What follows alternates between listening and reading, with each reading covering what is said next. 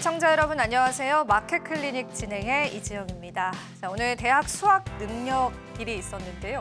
개장이 1시간 늦춰진 상태이고 지금 현재 우리 시장은 또다시 마감을 향해 가고 있습니다. 코스피 지수가 방향성을 잡지 못하고 있는 모습도 확인이 되고 있죠. 미국의 셧다운 해제 가능성이 거의 확실시됐음에도 불구하고요. 대형주들의 수급은 아직은 미비한 모습도 확인되고 있습니다. 앞으로의 방향성 궁금하실 텐데요. 저희와 함께 마감 시장까지 체크해 보시면 좋겠습니다. 저희 방송은 다양한 채널 통해서 시청하실 수가 있습니다. 또한 저희 방송 제공해드리는 정보는요. 투자 판단에 대한 조언일 뿐입니다. 그 부분도 유의 부탁드리겠습니다. 오늘도 투자 인사이트를 통해서요. 증시를 꿰뚫어보는 5가지 헤드라인 만나보겠습니다. 바로 한번 만나보시죠. 오늘의 첫 번째 헤드라인입니다. ABL 바이오가 미국의 일라이 릴리에 3.8조 원 규모의 기술 이전 계약을 체결했습니다. 이 계약에 담긴 진짜 의미를 시장에서 거론하면서 오늘 ABL 바이오가 28% 넘는 급등 양상을 시현하고 있습니다.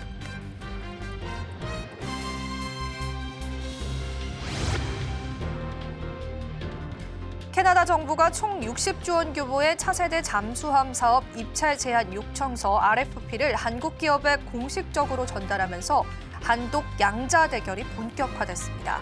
이에 관한 소식이 전해지면서 오늘 하나오션 주가에 일부의 수급이 들어오고 있고요. 현재는 1.9% 상승합니다.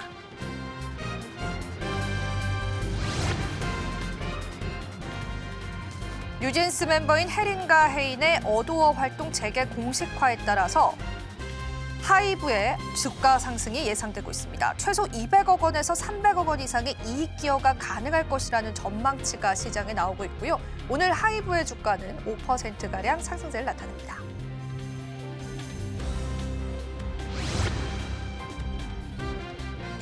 삼성전자가 넥스트 HBM으로 불리는 컴퓨트 익스프레드 링크인 CXL 메모리 대량 양산을 시작했습니다. 국내 반도체 업계는 그동안 시장이 열리지 않아서 다양한 내용들이 나왔는데요. 오늘 CXL 관련주들의 일부 수급이 확인되고 있고요. 삼성전자는 보합 상승합니다.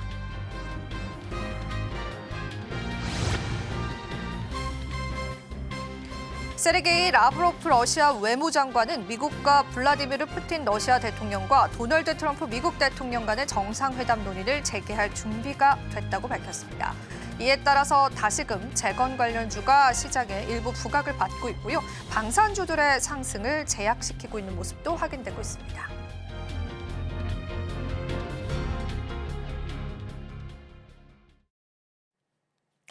오늘도 5가지 헤드라인 살펴봤습니다. 오늘의 투자 인사이트도 정민경, 정래진 경제 아나운서와 함께합니다. 어서 오세요. 네, 먼저 정민경 경제 아나운서는 어떤 인사이트에 집중했을까요? 네, 오늘의 첫 번째 투자 인사이트로는 엔터 관련된 소식부터 만나보도록 하겠습니다. 헤드라인에서도 전해드렸듯이 뉴진스의 소속사인 어도어가 어제 뉴진스 멤버 해린과 헤인이 어도어에서 활동을 이어가기로 결정했다라는 소식을 전했습니다. 이어서 민지와 다니엘, 한이 역시 팀 활동 복귀 의사를 회사 측에 전달한 것으로 확인이 되고 있는데요. 어도어는 따로 입장을 발표한 새 멤버를 조만간에 만나서 이야기를 나누겠다라는 입장을 발표하기도 했습니다. 사실 최근 엔터테인먼트 관련 종목들은 크게 조정을 받아오고 있습니다. 시장 기대를 충족하지 못하는 부진한 실적을 발표를 하기도 했고요. 또한 그동안 주가 상승을 이끌었던 이 중국의 한한령에 대한 기대감마저도 사그라든 상황입니다. 다만 증권가에서는 내년 간판 아티스트들의 활동 재개로 인해서 실적이 개선이 된다면 엔터주가 다시 한번 시장에서 관심을 받을 것으로 전망을 하기도 했는데요. 오늘은 뉴진스 활동 복귀 소식과 함께 하이브를 중심으로 오늘 국내 시장에서 엔터주가 좋은 움직임 보여주고 있는 흐름이 나타나고 있습니다. 이 움직임부터 하나씩 살펴보도록 하겠습니다. 네, 오늘 엔터 관련 종목들 빨간불 켜내고 있는데요. 그중에서도 하이브가 5% 가까운 상승 흐름을 보여주고 있습니다. 하이브는 뉴진스 멤버들 복귀 소식에 전날 넥스트레이드에서 8% 넘게 급등하면서 마감을 하기도 했고요. 오늘 정교장에서도 여전히 강세 움직임을 보여주고 있습니다. 뉴진스 멤버들이 복귀 의사를 밝히면서 증권가에서도 리포트들을 쏟아내고 있는 상황입니다.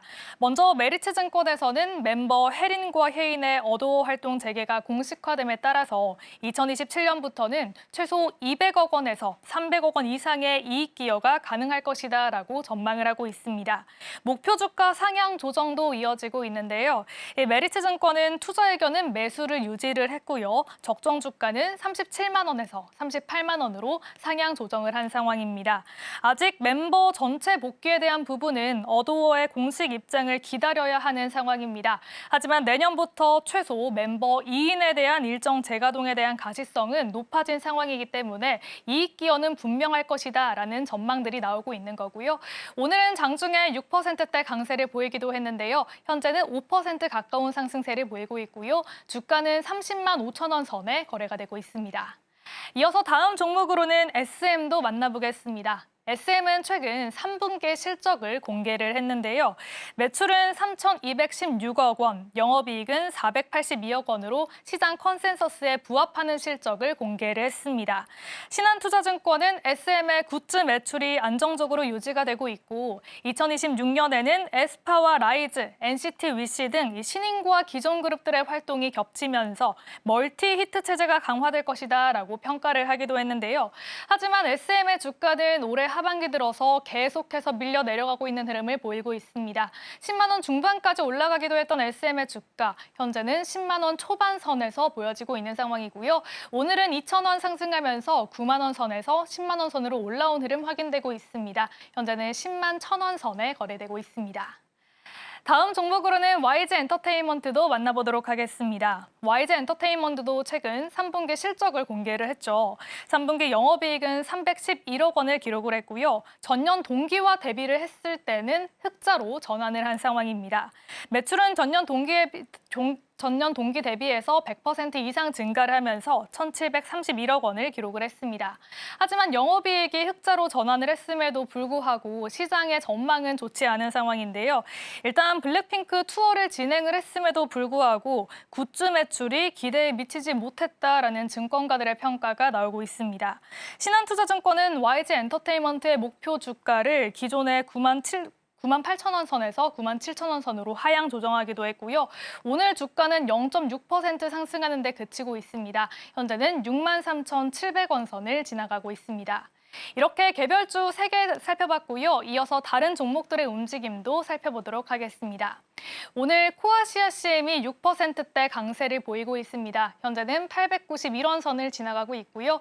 하이브는 상승분을 반납하긴 했지만 여전히 30만 원 선 위에서 거래가 되고 있는 상황입니다. 현재는 30만 5천 원 선에 거래되고 있습니다.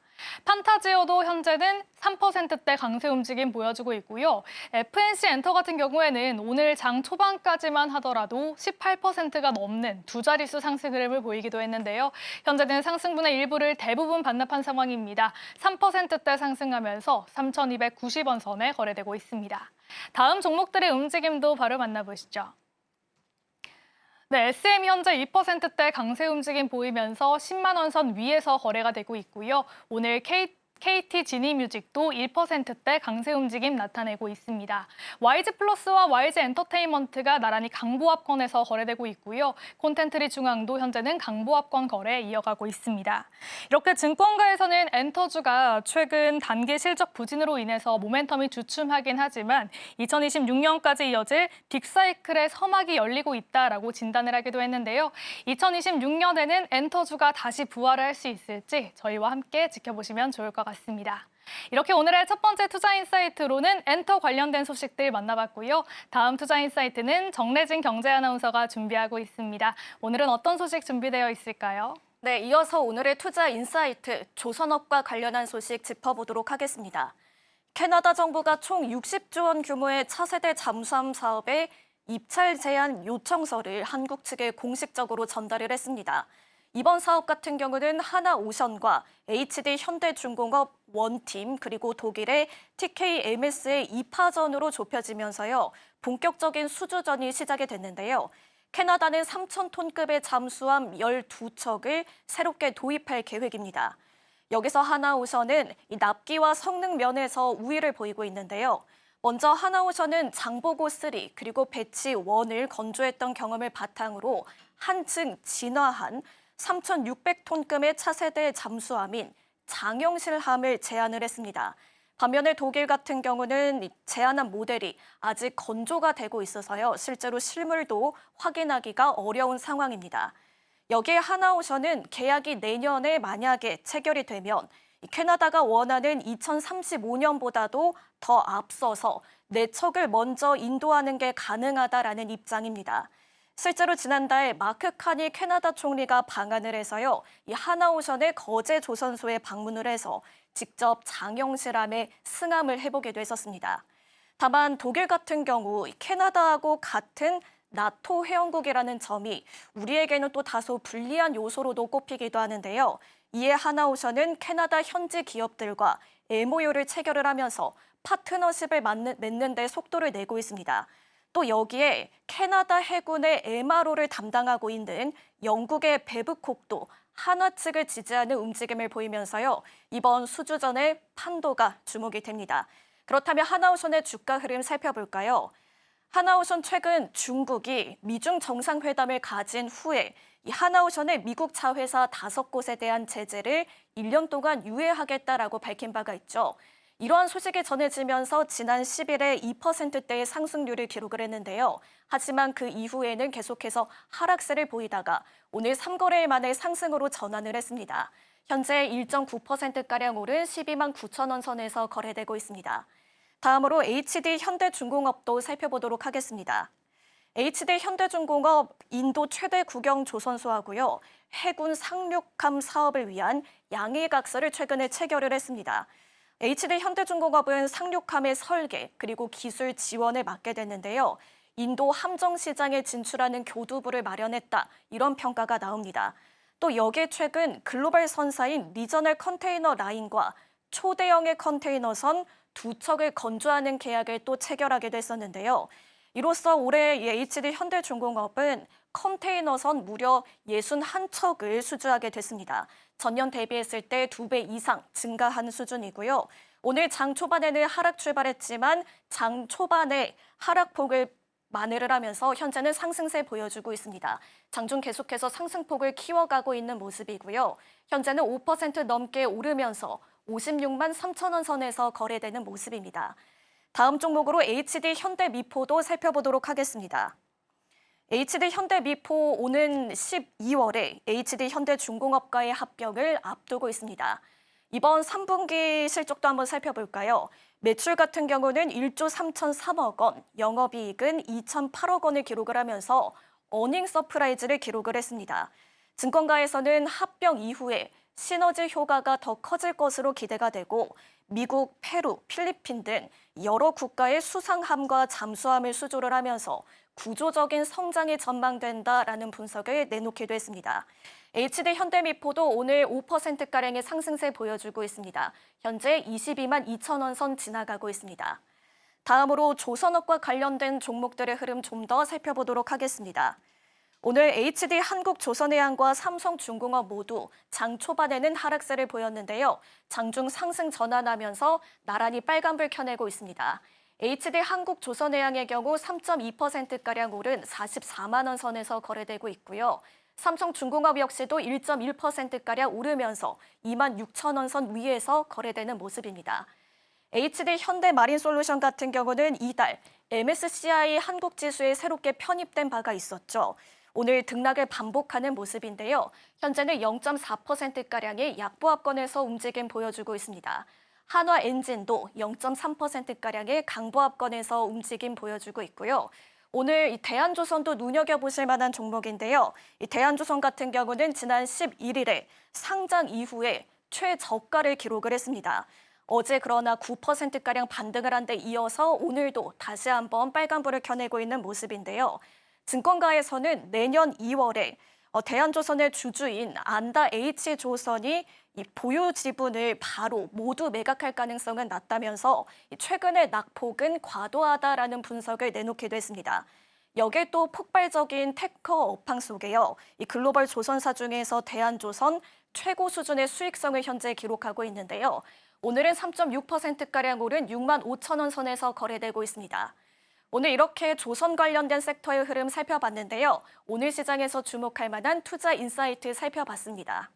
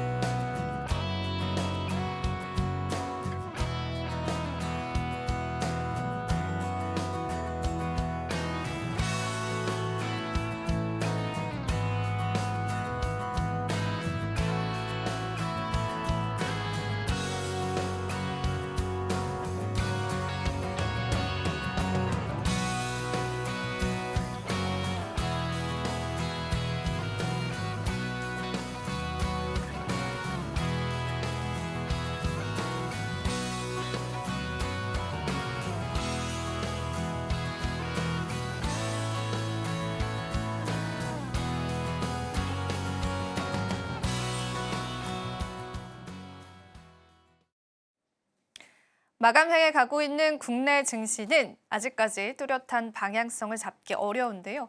오늘도 여러분들과 함께 또 시장 이야기와 더불어서 돈이 되는 부동산 정보까지도 이야기 나눠보겠습니다. 오늘 저와 함께 부동산 이야기 바로 나눠보죠. 자, 오늘 같은 경우에는 저희가 11호 대책 이후에 입주 전망이 급락했다는 소식을 좀 전해드릴까 합니다.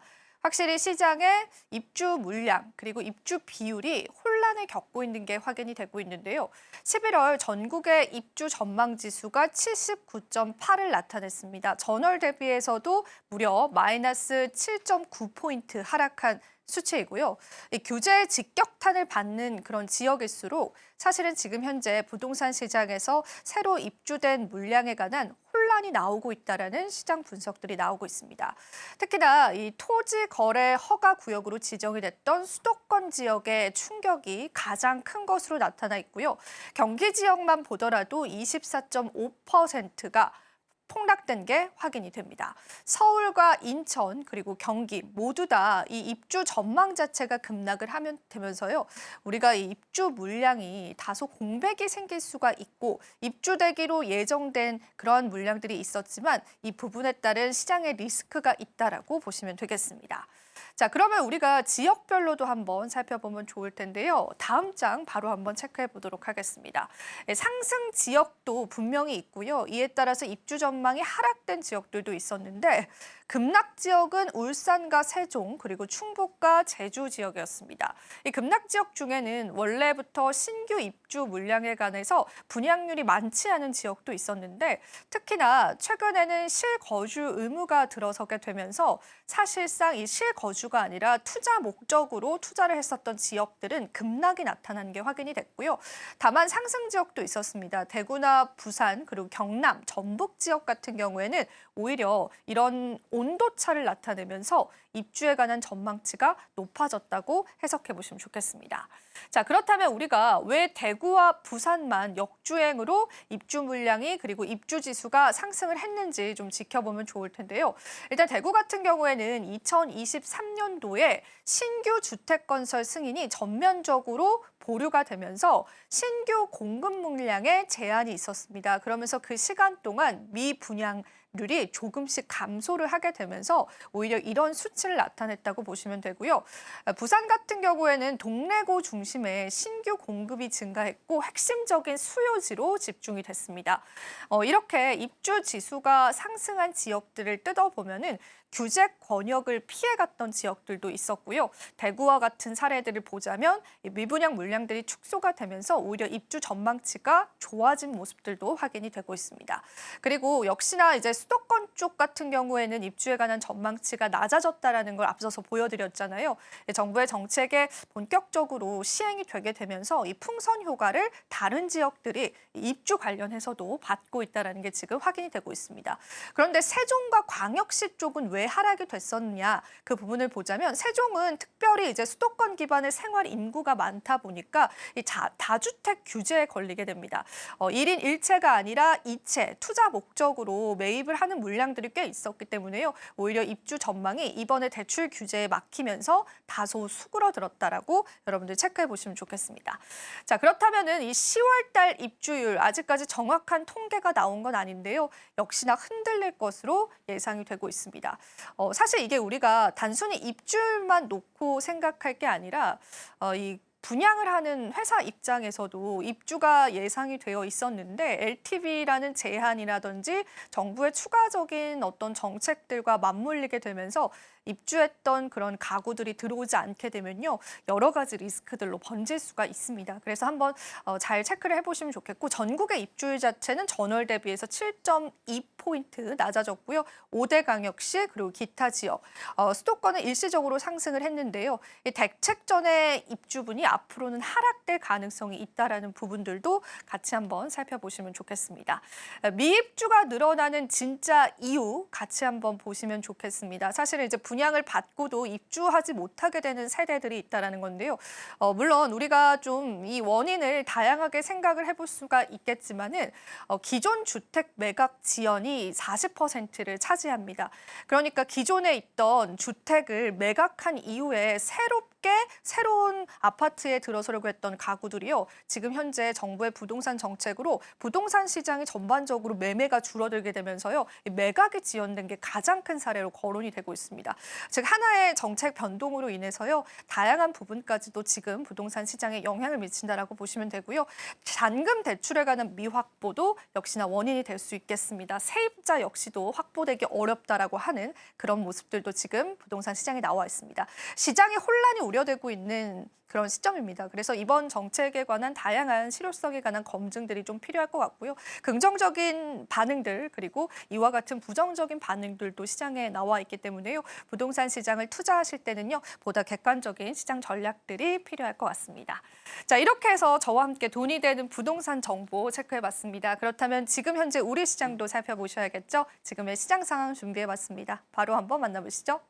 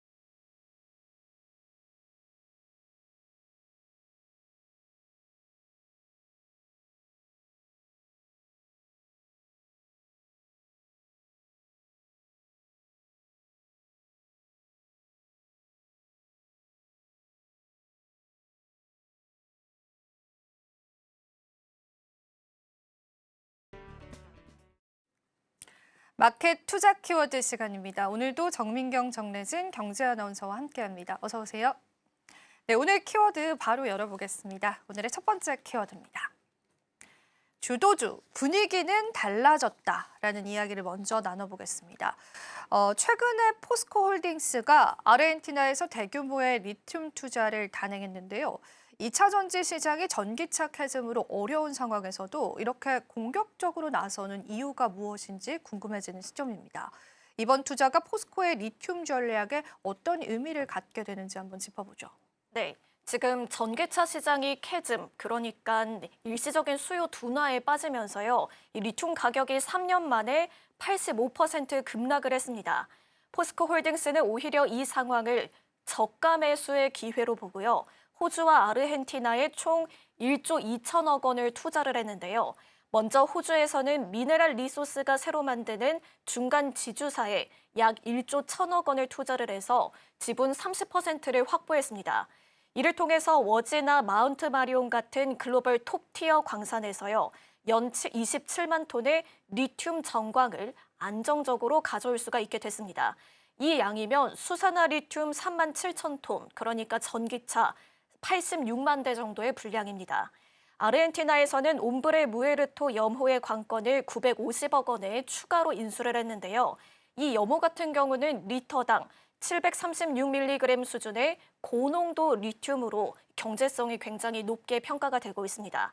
포스코는 이 리튬을 인근의 수산화 리튬 공장에서 가공을 해서 양극재 생산까지도 이어지는 이런 밸류체인을 현재 갖추고 있고요.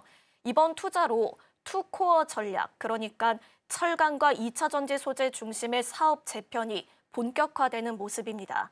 포스코 홀딩스는 2030년까지 리튬의 생산 능력을 42만 3천 톤으로 키워서 글로벌 톱 3에 진입을 하겠다라는 목표인데요.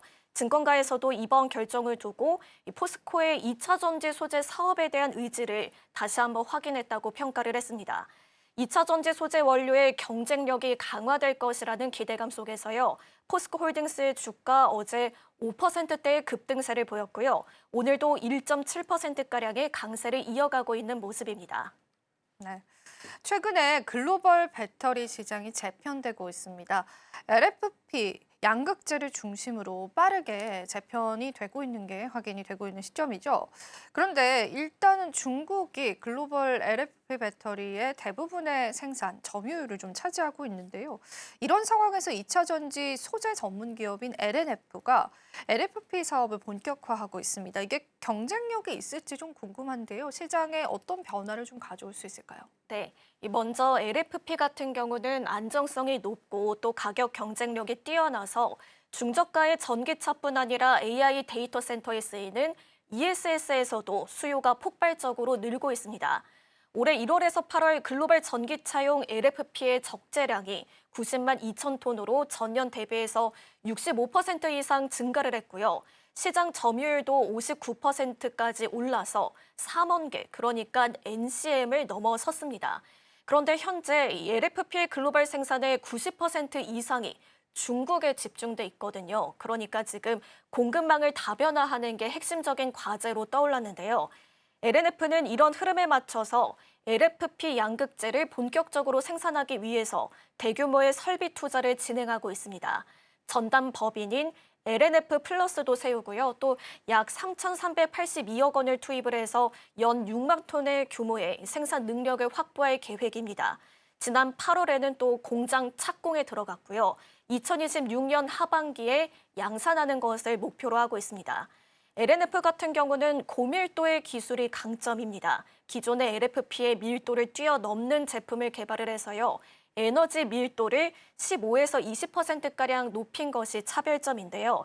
현재 파일럿 라인의 제품이 이미 고객사의 테스트를 통과하고 있고 또 SK온을 비롯해 국내외 배터리 기업들과의 협업도 확대를 해가고 있습니다.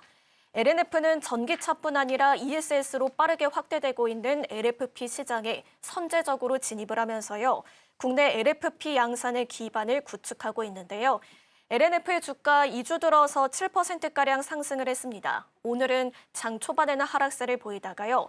오후장 들어서 상승 전환하면서 현재 5% 넘게 상승하고 있습니다. 증권가에서는 LNF에 대해서 2025년부터 또 실적 회복세가 본격화되면서 중기 리레이팅이 가능하다 이런 평가를 내놓고 있습니다.